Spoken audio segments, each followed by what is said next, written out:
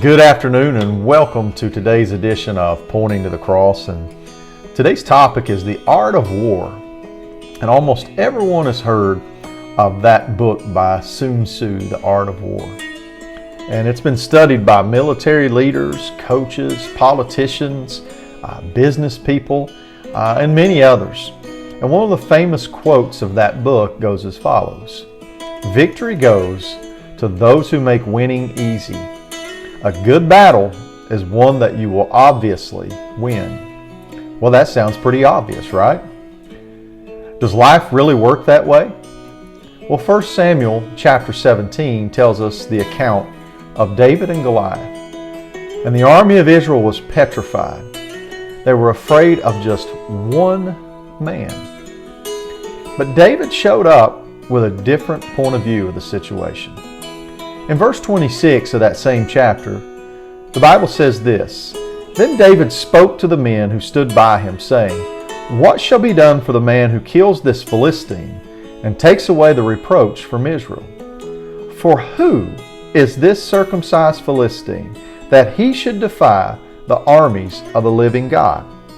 David's basically saying, who does this guy think he is? He can't stand up to my God. Goliath thought he was invincible, and to be honest, so did Saul's army.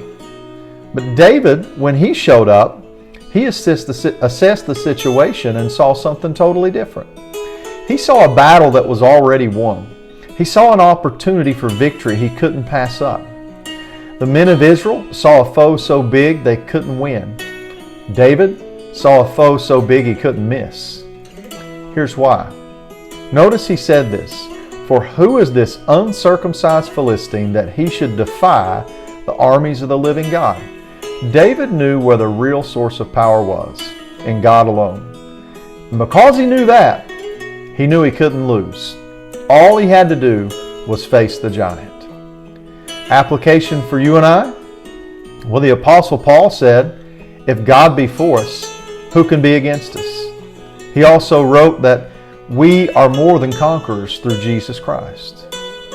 In other words, the worst thing that the world can do to us is kill us. But not so fast.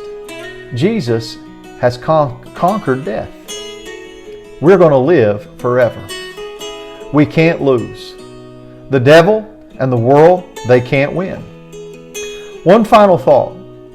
David slayed Goliath with a very unconventional weapon, a sling and a stone.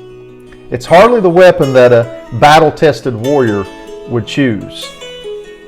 We're called to fight our battles with an unconventional weapon too: prayer. We win our battles as Christians on our knees. You know, the Bible contains 365 instances where the words "do not fear" are used. That's one for each day of the year. The battle is His, not yours. So do not fear. Prayer is our powerful weapon. And when God is fighting for us, we cannot lose. And that is the real art of war. Thank you for joining today. And we'll see you next time on Pointing to the Cross.